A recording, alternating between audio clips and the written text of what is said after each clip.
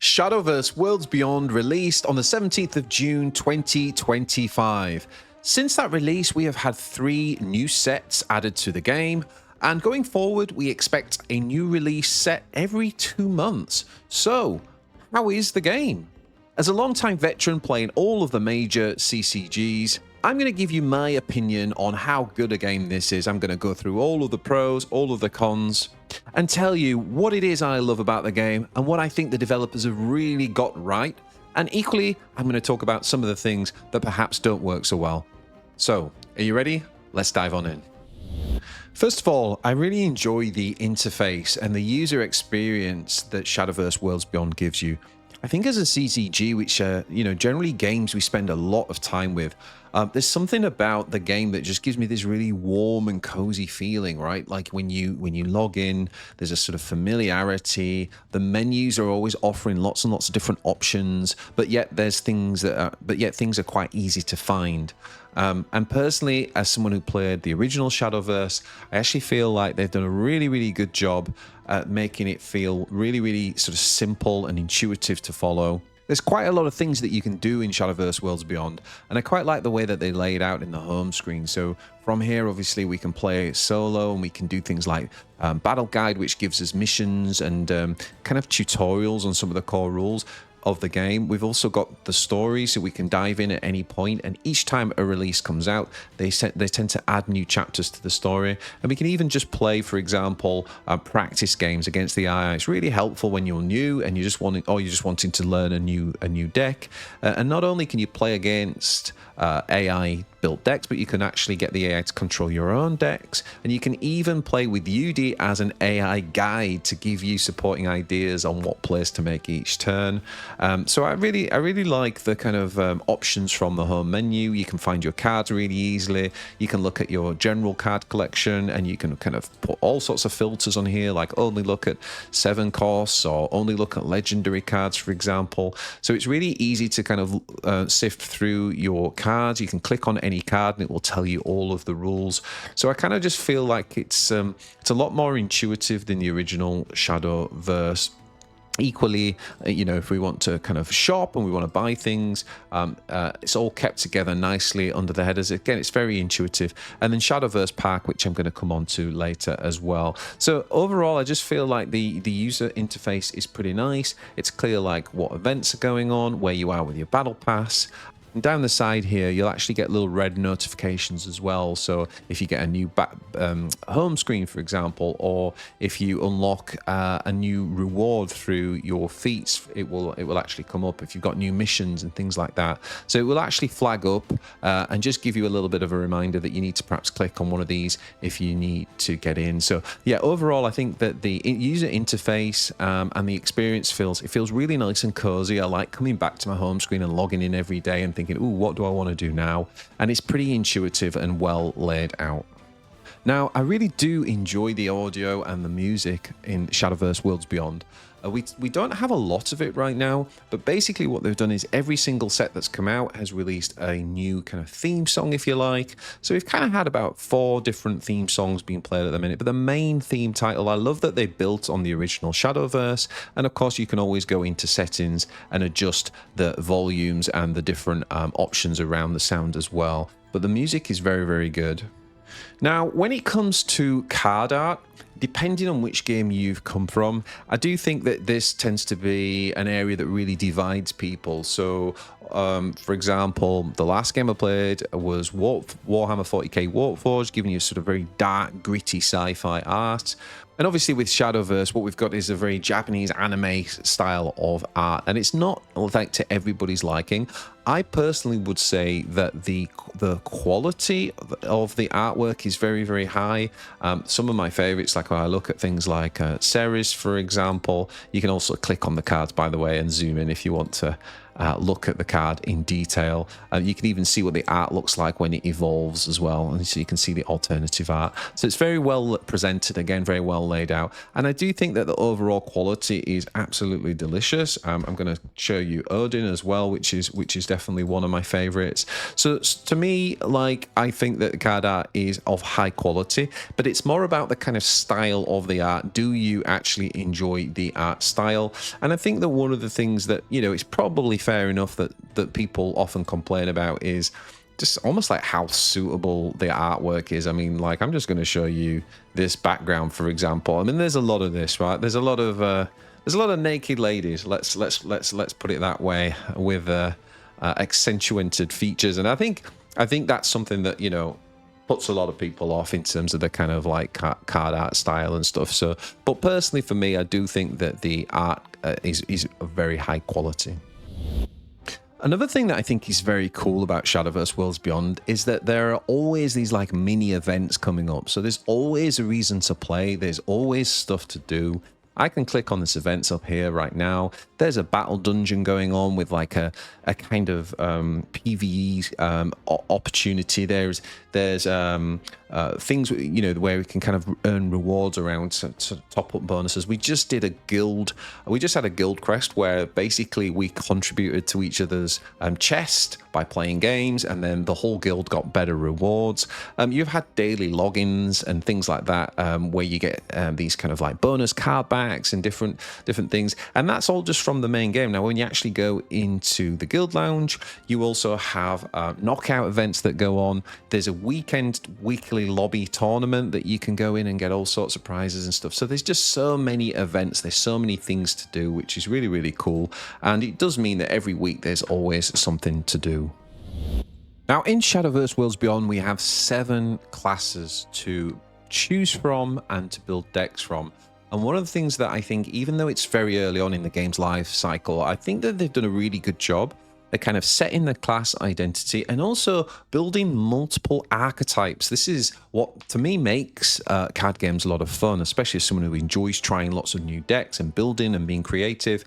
What you want is not just kind of one Dragoncraft deck that can be played, right? You want multiple different styles, different ways of different win conditions. And I think that actually the game has done a pretty good job at establishing all these different archetypes. So we can jump into Dragoncraft as an example, and we can play a sort of mid-range kind of what's called a damage dragon, and this archetype is all kind of about basically dealing damage to our own cards and then getting effects. So for example, the Devotee of Disdain, if we do damage but it's not destroyed, we draw a follower, and that kind of theme, that kind of archetype flows throughout this build, and it basically plays out as like a mid-range deck, but it actually plays to that theme that I just described. Then we've got things like control decks within Dragoncraft, so we can play something like this, where we play lots and lots of big units, and we use Fenny to kind of discount units. Fenny basically halves the cost of all of the cards, so we get to play this deck that basically plays out. It controls the board, it goes deep into the late game, typical control deck. And then we have the aggro decks. Again, this is all within the Dragoncraft archetype. And the Dragon deck is all about, the aggro deck is all about lots of units that have storm damage, which means they can basically attack the enemy face from hand the turn that you play it. We've got things like the Pyroworm Blade, which basically buffs units so they do even more damage. So we can kind of end the game quick. So again, even within a single craft, we have multiple different archetypes and ways of playing. And in addition to that, there's lots of personality already between the classes. Forestcraft, for example, are very, they give you lots of low-cost tokens, and you can basically, they use this mechanic called combo, right? So you can put together 2, 3, 4 cards in one turn, and you'll actually get buffs based on the amount of combos that you played. Swordcraft is very good at kind of establishing high-value cards on board. So they tend to be lots and lots of units that essentially, when played together, they kind of buff each other and make the board stronger. Rune tends to really lean into magic or spells, right? So we got this thing called Spell Boost. Every time we play a spell, cards basically get extra benefits. Dragoncraft is like the ramp faction. Don't know if you played Druid in Hearthstone, for example, but instead of playing fairly, this turn it's 2 player points, next turn it's 3, next turn it's 4. They've got cards that can jump the amount of player points quicker so that you can get into the late game and play the more expensive cards quickly. Abysscraft actually merged 2 crafts from Shadowcraft, but again, it brings a really unique identity. They have every time a card dies, it creates shadows in the graveyard. So there's some graveyard interaction, meaning that we get buffs for how many shadows are in the graveyard, and they benefit from things like cards taking damage or kind of dying themselves to then do damage to the opponent. And again, there's multiple archetypes within Abyss. Haven are the kind of heal faction, and they also bring a thing called, they make use of the crest mechanic as well.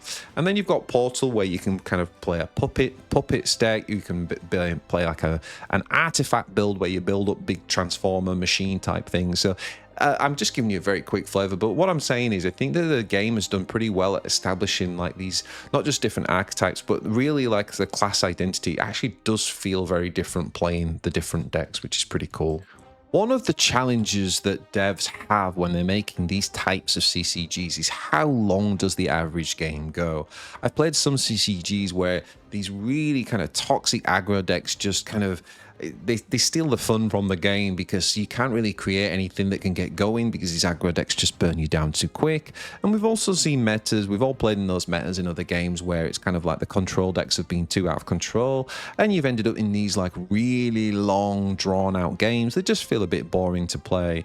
I feel like Shadowverse does a pretty good job in that probably most of the games actually end somewhere between kind of like turn 8 to 11, like we can see here in this game, that this one went on to turn 10. And I feel like, to be honest, it's quite a sweet spot because you can build slightly faster decks that kind of push the front end of that, and maybe they can end the game turn 6, turn 7. That'd be a really, really fast game. But even like the control decks, generally they're trying to still close the game out by like turn 11, maybe turn 12 the latest. So I actually think that it's in quite a healthy spot. For me, based on my experience of playing different CCGs, I quite like the spot that it's in, and the average game length works out pretty well, to be honest. Now, a huge USP of Shadowverse Worlds Beyond is what's called the Evolve mechanic. Now, this is pretty cool. Basically, twice per game, you get to spend what's called an Evolve point. And when you do that, you increase a follower's stats by +2/+2. And that follower, even though you've only just played it to the board, can immediately attack an enemy follower, whereas normally it would have to wait until next turn. Now, what this does is it gives you that kind of like emergency response to the board. It allows you to clear a follower from your opponent. And to be honest with you, I feel like this is really great. This is a really cool thing because you've only got 2 of them, so it's a limited resource, and it adds this tactical layer. How many of my opponents spent their evolve points? How many have I got left? If I spend it this turn, am I going to not be able to use it on a really important card coming up in the next few turns? So it raises all these kind of like internal thought processes, and it also allows players to come back into games. So if you are losing, you are getting a bit behind, the evolve mechanic allows you to come back. I personally think this is a really, really great mechanic, and I really, really enjoy this in the game. Now, in addition to evolve, in Worlds Beyond, the big thing is that they added Super Evolve, which means that another 2 times in the game you can Super Evolve, and this actually gives you +3/+3 instead of +2/+2. Now, to be honest with you, I do like that the way the game presents this, first of all. So you can see here in this image that you can always see on the yellow diamonds, this is how many evolve points you've got, and the purple diamonds are how many super evolves you've got. So you can kind of keep track of exactly where you are. And essentially from the second player's 6th turn onwards, if you were the first player, that'd be your 7th turn, then you're allowed to use your super evo, and it will actually pop up and tell you, you can use it next turn, or it's gone live now. So you're kind of always getting these reminders of knowing exactly where you are. Now, I do want to have a little bit of a whinge about the super evo mechanic. This is actually something I don't like about the game.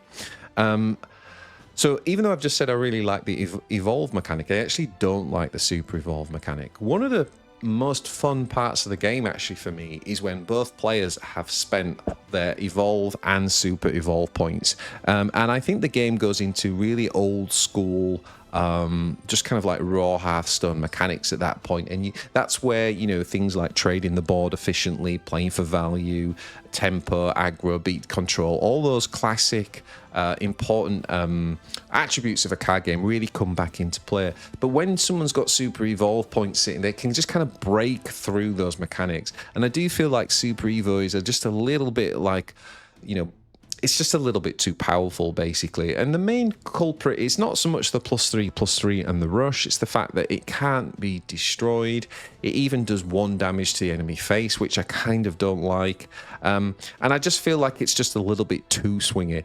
In my opinion, if they just had 4 evolve points instead of 2 evolve and 2 super evolve, I think that would have been fantastic. And so for me personally, like, one of the things I really don't like about the game is super evolve, but the evolve mechanic is good. There are, of course, all sorts of resources you would expect as much in a competitive card game. I'll do a separate guide on that. But what I like to say in this review is in particular is I really enjoy the fact that they have vials in the game. Now, for experienced Shadowverse players, you're going to know that this kicked up a storm. There's been lots of kind of like commentary on the kind of worth of vials. Basically, we get less value than we used to in the traditional OG Shadowverse. But what I'm kind of pointing out here in the review, and something that I really love, is just the fact that you have them. I have played in games where you don't have this kind of resource where you can just craft the cards that you want. And so what that basically means is that even as a new player, you can jump into a deck and say, right, I really want to play this deck. I don't have these like 3 legendary cards. These are what I want to just go ahead and craft. And so you get vials from completing missions, etc. And you can see up in the top here, like, how many you've got. You can liquefy cards where you've got additional cards, for example, that you don't need. So I can actually get 2,800 vials here from liquefying cards that are duplicates. So I can do that. That'll add to my total. And then I can spend 3,500 is how much it will cost for a legendary. And I just love the fact that you can just craft a card, right, that you don't have.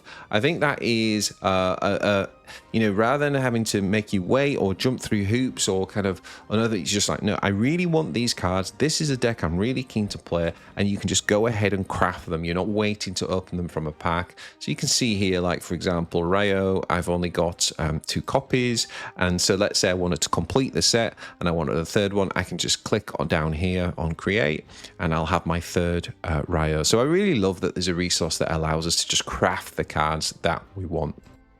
Now, I am a huge fan of tournament modes in competitive card games. I really love seeing that competitive edge and the whole process, seeing people creating decks, thinking about the meta, trying to kind of counter it, all of that great stuff. And one of the things that I really love about Worlds Beyond is that out of the bat, they are really ready, I think, to be able to facilitate tournaments. They've got some great in-game features.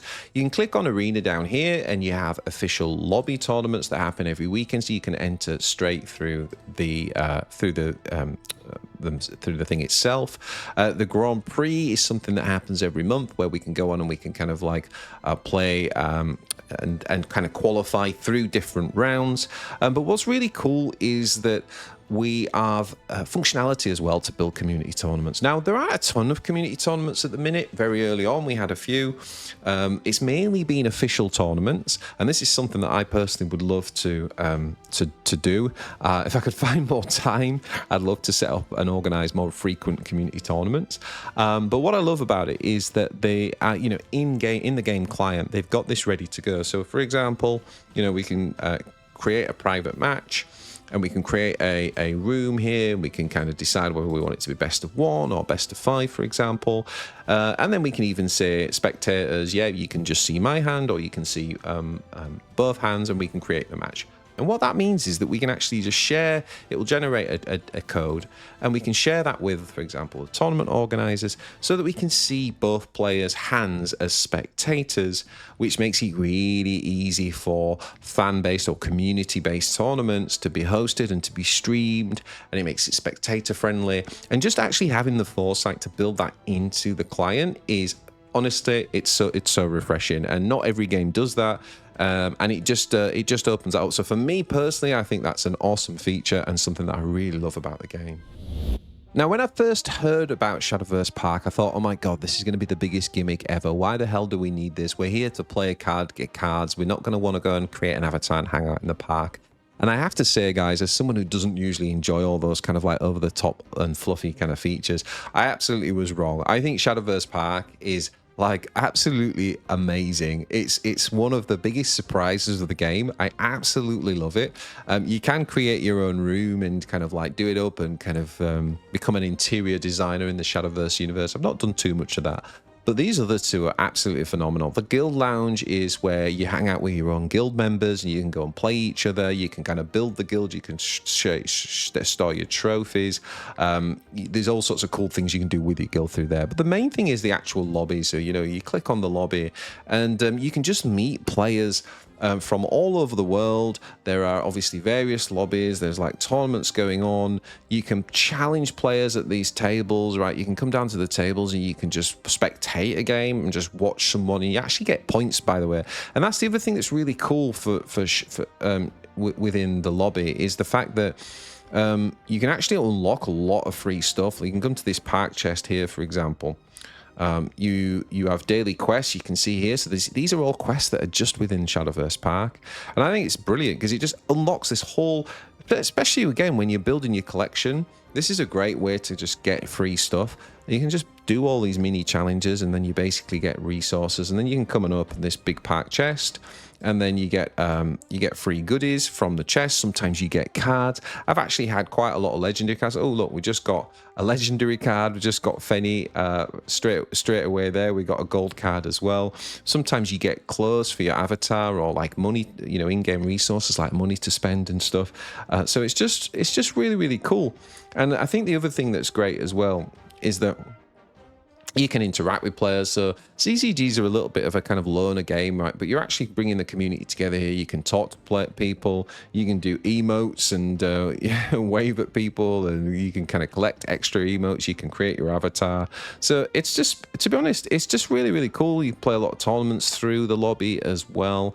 And I just think that the lobby, the whole park like concept has just been a massive win, and it's a lot of fun as well. There are even like special park only events as well, which is really, really cool. Now, it's not all great, guys. There are definitely things in Shadowverse Worlds Beyond that I don't like. I've already mentioned the Super Evo system. I personally don't think that works nowhere near as well as just the standard Evo mechanic. But there are other things in the game. One of them for me is the Storm keyword. Now, Storm actually allows a follower to attack the enemy hero, the enemy face, as we call it, on the same turn that it arrives on the field. This is a really big deal, guys, because you only have 20 health, right? The idea of the game is to get your opponent from 20 to 0. So normally when we play our followers on, they go onto the field, and then next turn we can attack, and that gives our opponent the chance to interact. But Storm basically means our opponent can do nothing about it. It's a card we play from hand, and we go ahead and just do damage. And to be honest, I do think that we're so early on in the game, and I do feel like Storm is just a little bit too prevalent right now, and it's just a little bit too powerful, and it leads to slightly uninteractive games and lines of play. So that's something that for me is a little bit of a drawback. Now, personally, I actually quite like the economy in Shadowverse Worlds Beyond. I have spent money, so, you know, I should really put that out there. And if you were playing and grinding free-to-play, maybe you'd have a different perspective. I also think that there are a lot of negative reviews about the economy, and they've mainly come from players who played the OG Shadowverse because the value was insane in that game. And I mean, like, that was like the king of value, the OG Shadowverse. Like, no other CCG was that crazy. But honestly, as someone who's played a range of CCGs, I really do think Worlds Beyond is pretty fair. And I actually really like the battle pass. If there's one thing I'd recommend actually spending money on, it would be the crystals to get a battle pass, because the amount of returns on investment that you get. I mean, look at level 39 here. You know, you would get 70 vials normally, but if you got the premium pass, you get 250, right? So it's like that the whole way through. And as well as all the kind of cool cosmetics and things like that, you get additional packs. Like level 48, you'd get 100 gold. But if you got the premium pass, you get the 100 gold and you get 2 free packs as well. So I do think that the battle pass is really, really worth spending on. But, you know, I think the economy, to be fair, like to be fair and give more balanced perspective, I do think it's like both a pro and a con. I think if you've played a range of games like me, you'll probably come into it and think it's pretty good, that it's pretty healthy. But if you have played especially like OG Shadowverse, then you need to be aware you're not going to get the same value that you got in that game. And so people get a little bit frustrated. It's similarly with the vials as well. They don't give you quite as much the same value. Like it costs a little bit more to create the cards that you want, and you get a little bit less value from those that you're, that you're getting rid of, the kind of duplicates that we mentioned earlier. Now, because the game is new, we've actually had the release of new sets fairly frequently. And you can go onto your collection level here, which is pretty cool. You can always like see like exactly how many cards you've got from each one. This is like the Heirs of the Omen set, for example. We had Infinity involved before that, and the original one was Legends of Rise. Now, the main thing here is that they started out with a slightly faster cadence. One thing that I have come to realize, and I'm not quite sure about it, is that we're now settled into a 2-month cadence before a new set comes out. And I do think that because there's a big community and there's lots of like sites and things around the meta, that it does get figured out quite quickly. And I do worry that 2 months is going to mean that the game's going to feel like a bit of a drag, and people are going to be kind of dragging their heels waiting for the next release.